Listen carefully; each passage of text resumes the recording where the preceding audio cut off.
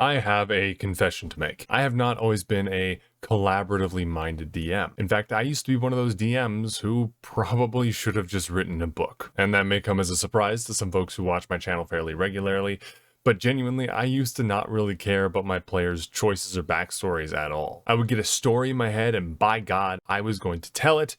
And shockingly, that led to my games not being very much fun. But there is a bright side to all of this, because sure, my games not being as fun as they could have been is a bit of a bummer, but those experiences made my future games better. A lot of folks say that we learn more from our failures than successes, and I'm not completely convinced that that's true, but what I do believe is true is that if you don't learn from your failures, then they are a useless waste of time. So I want to talk about my worst habits as a beginner DM, what led to those problems, and how I solved them, or at least what I'm doing now to mitigate the damage that they do, because I am far from perfect. My first major issue was I never really listened to my players. I didn't read their backstories, I didn't pay attention to the choices they were making in game, and when they roleplayed amongst each other, I just kind of zoned out. And obviously that was a problem in a lot of different ways, but the main one in my opinion was that I was setting a precedent. I was creating an atmosphere where it was okay not to listen to the other people at the table. I was the dungeon master. I was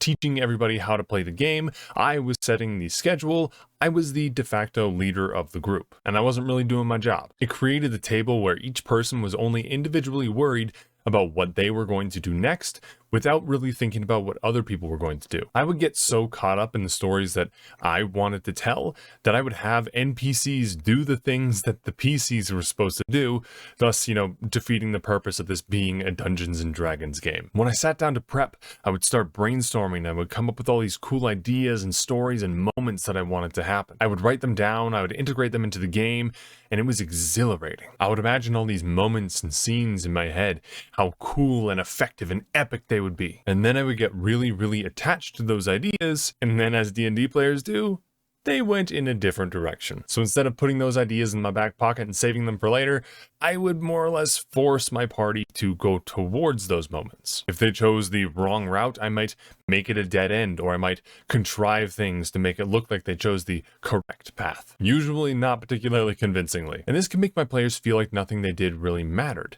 I clearly wasn't interested in the story that they wanted to tell, so why would they be interested in the story that I was trying to tell? What was so great about my story when the one that they wanted to tell seemed to matter so little to me? In following my excitement for my own stories, I committed the cardinal Dungeon Master sin, and I took away player agency. And if players can't even make choices that matter in RPGs, then what even is the point? I know for myself and a lot of other players, that's like the main draw of these games. A tabletop RPG shouldn't be constrained by strict lines of code like a video game is. Instead, a living, breathing person reacts to and flexibly interacts with the player's prompts. We can all essentially just do things that are outside of the programming, and that's really exciting. It's like real life without actual consequences. And I was taking that away from my players. And if you're just going to destroy the best part of something, you're kind of just stealing its worth. Speaking of worth, you can increase mine to my dark patron, the algorithm, by liking, commenting, and subscribing. I'm sorry. He makes me do this. All of these problems stemmed from the same core issue. I was a selfish dungeon master. I got so caught up in the things that I wanted to do that I didn't think about what my players wanted to do. And I think I did this for a lot of the reasons, but one of the big ones was vanity. I am a YouTuber after all. I wanted to show my friends how creative I was, how many voices I could do, and how insightful of a storyteller I was. I wasn't. But the thing is, that wasn't going away. I have a strong desire to tell stories, and D&D has been the best vehicle for that I've found. And I still want my players to think highly of my dungeon mastering. I want them to be entertained and to have a good time. And I do come up with a lot of story and character ideas that I think are really cool and a lot of fun. But the response to my early style wasn't what I wanted it to be. So I had to reconcile what I was doing wrong with what I still wanted from the game.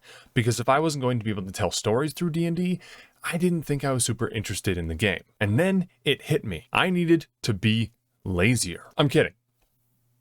Sort of. A better way to say that is I started to collaborate with my players. I would bring them in early and brainstorm with them on everything from world building to their character backstories to how they wanted to interact with the world. I started to let them help me tell the story that I wanted to tell. Because it turns out Wild realization here, I wasn't the only one with cool ideas. Turns out my friends were really creative and smart, and I bet yours are too. It also decreased my workload by like half, so that was nice. As I started to take collaboration more seriously, I started to find just as much joy in other people's ideas as I did my own. And I started to develop a new style of storytelling by taking my best ideas and my players' best ideas and combining them into a branching narrative path that all lead back to the same main storyline. A portion of one player's backstory might provide the big bad evil guy, and another person might provide an important antagonist or an important ally. And then another player might supply the MacGuffin that the bad guy wants,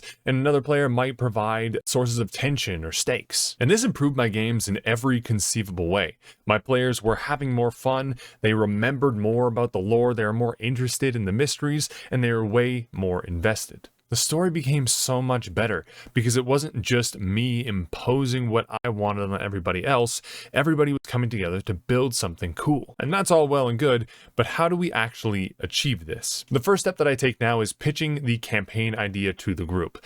I pitch the setting, the genre, the general outline of the story, and then they come back with ideas and they try to improve the pitch, and then we take everybody's best ideas and we put it into one pot. And this step can be done in a session 0, although I actually find it more useful to do it before session 0 in just sort of a Discord or Facebook Messenger sort of conversation. Because to me, session 0 is about creating the party. I also find that the best session 0s were the ones where everybody showed up with either a bunch of character ideas or no character ideas. Because in my experience that they only have one idea, they're pretty attached to that character and aren't really willing to compromise or bend to fit the general flow of the game. And then everybody comes together to build a balanced party. And I don't just mean mechanically, because depending on what everybody wants to share, we don't only need to make sure we have a healer and damage and a tank, we also can make sure that different characters are contributing similar amounts to the story. And we can also feel out potential subplots like character arcs, romance stories, or inter-party conflict. You don't want to plan it out beat for beat, but you want to make sure everybody's sort of on the same page. And then at the end of session 0, you can ask your players to submit their backstories in whatever time frame works for you. It's important to read the backstories thoroughly, look for common elements, and use the best material that you're given. And then you can take all of these different elements, all of these different ideas and characters that you and the party have come up with, and it's your job to weave them into a narrative. And it was these ideas and strategies that helped me stop being a DM who should have just written a book and become an actual dungeon master. And now with these steps, you basically have a campaign set up. And if you have a campaign set up, you're going to need some plot hooks. So click on the video on your screen to learn all about how to set up plot hooks that your players won't be able to resist. Thank you so much for watching, everybody, especially if you made it to the end. Don't forget to leave a comment, like, and subscribe to my channel because, hey, my Dark Patron is paying me now, so that's kind of neat. If you'd like to see me get paid more, well, just do more of the things I just said. Thanks. Bye.